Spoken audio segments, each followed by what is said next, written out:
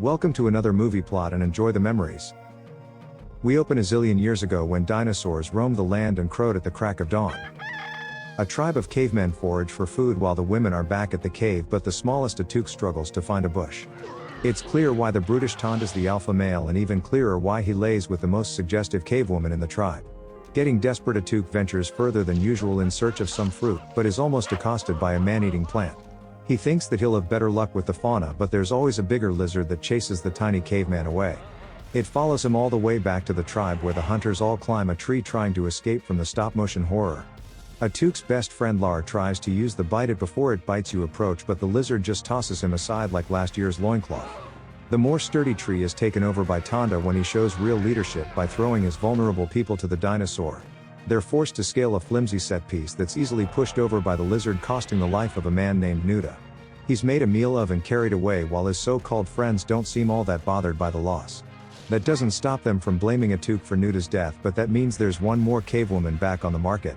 The second-in-command Atouk notices Lar is unable to walk, and upon running further tests, Dr. Tonda decides to abandon him. They drag Atouk back to the cave where Tonda tells his mate Lana that because of numbnuts over here they're going hungry tonight. Atouk spills the primordial soup about what happened to Nuda, so Atouk is sent to the drawing corner as punishment. He's on the verge of inventing the first wheel and pulls out a mango from his secret stash, as we don't all eat 4,000 calories a day.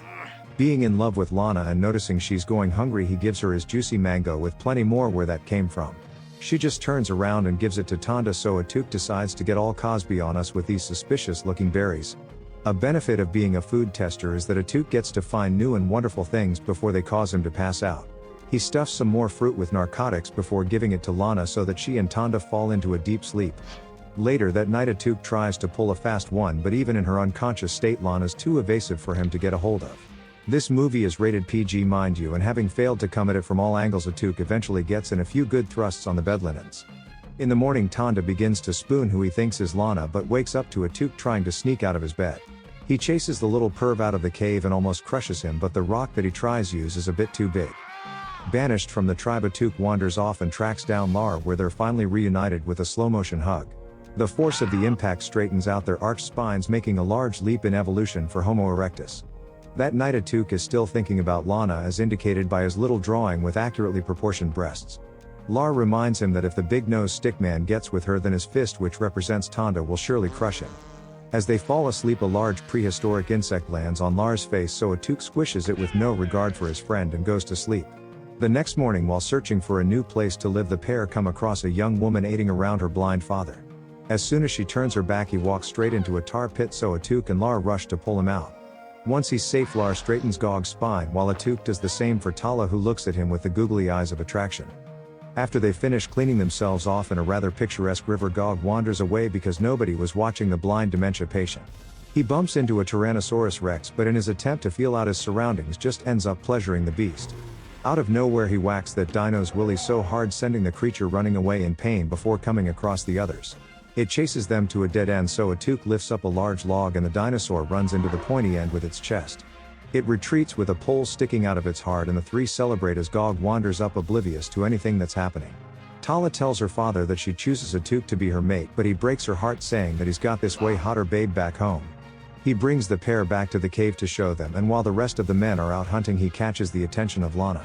She's impressed at his new height due to the straighter posture, while Gog introduces himself to the rest of the cave women. Tala's jealous of Atouk's attraction towards Lana, but they must sneak away together when the alpha returns with a massive turkey leg. In the middle of the night, Atouk and Lar sneak back into the cave and kidnap Lana while covering her mouth to prevent screaming. As they make it outside, a jealous Tala allows Lana to escape and alert the hunters, who come running. Tonda chases Atouk away again, this time with a beautiful swan dive boulder first over the side of a cliff. Sometime later, the outcasts meet a family living inside a cave, and they basically just join our group, turning it into another tribe. One day, while she's out collecting pumpkins, Tala comes across the giant lizard that chases her back towards the others. In a spot of luck, Atouk throws a pumpkin at it, which lands on the dinosaur's horn and makes it dizzy trying to shake it off. Frustrated, it just wanders away, while the victors decide to relocate once Lar has straightened out all their spines. That evening, a heavy rainstorm breaks out, so the tribe seeks shelter inside the largest hollowed-out tree I've ever seen. Lightning breaks off a branch, and it was upon that day that cavemen discovered fire and how much it hurts to touch. There's a lot of firsts for the group tonight, as they also meet more cavemen, including a gay couple named Flock and Ruck.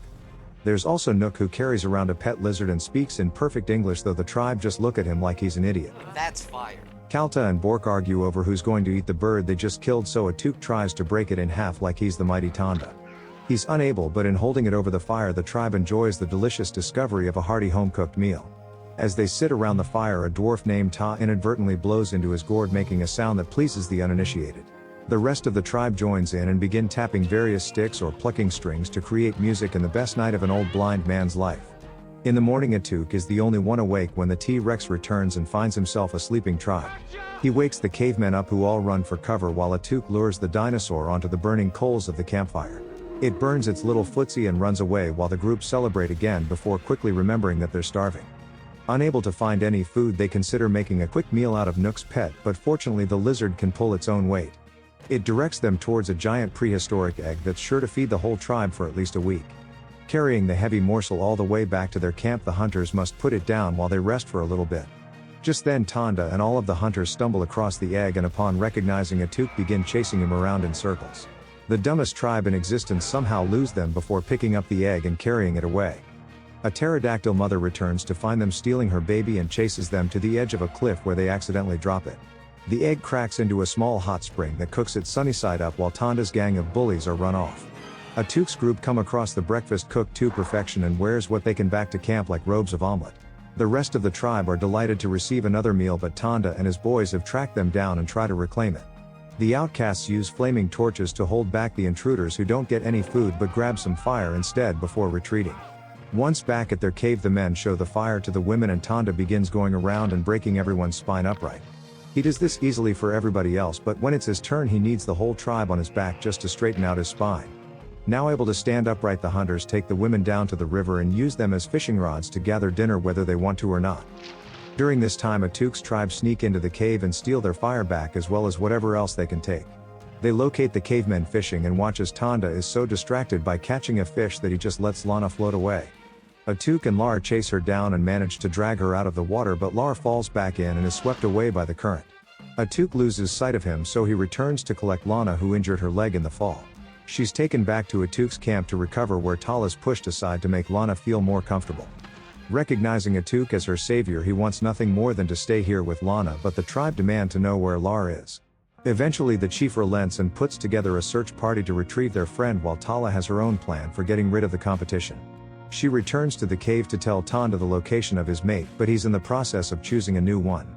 Tala interrupts his buffet line, almost getting herself chosen, to signal that she knows where Lana is and leads the tribe to her camp.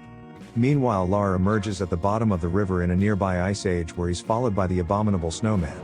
It chases him into a frozen cave that he's unable to escape from, and somehow both get frozen mid-stride while being pursued. His friends manage to track him down and follow the same path down the slippery slide into the Yeti's frozen lair. They've brought along fire, which they use to melt the ice, but it also thaws out the Yeti before they can escape. It chases the tribe scrambling back up the slide and out the entrance, leaving the abandoned snowman looking all depressed. Tala's plan backfires when reaching the camp, because Tonda doesn't just take his woman but also every other woman that he wants. The only one they don't take is Gog, who tells the rest of the tribe that it was Tonda, as he would recognize that stench anywhere. We're treated to a montage of the tribe preparing for battle by fashioning weapons and armor from sticks and bones and marching on the cave. They've also built a rudimentary catapult and launched Ta onto the roof of the mountain in a cute little armadillo outfit. He uses 2 rocks to ignite some tinder and drops it into the cave, where the smoke forces the tribe to leave their shelter. Outside, Atouk challenges Tonda to a fight, as the 2 tribes have an evenly matched brawl, and even Gog's out there swinging at air. Granted, it takes the good tribe using weapons to keep up with the savages, while Atouk just pokes Tonda in the stomach then runs away.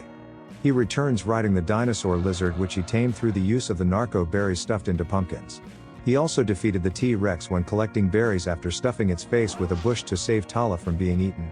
The dinosaur fell from a cliff and we don't see it again, while somehow Atouk taught himself how to ride the giant lizard off screen. Using its tail and his homemade gaff, he knocks away several cavemen, so Tonda charges at Atouk and throws him from the saddle. While kicking him around on the ground, Lana joins in, so Tala comes up from behind and punches her in the face. Atouk rallies by breaking a bone across Tonda's head, then uses a turtle shell to knock him onto his back. He then uses a sling to pull off a David and Goliath and jumps up and down on Tonda's chest just to finish him off.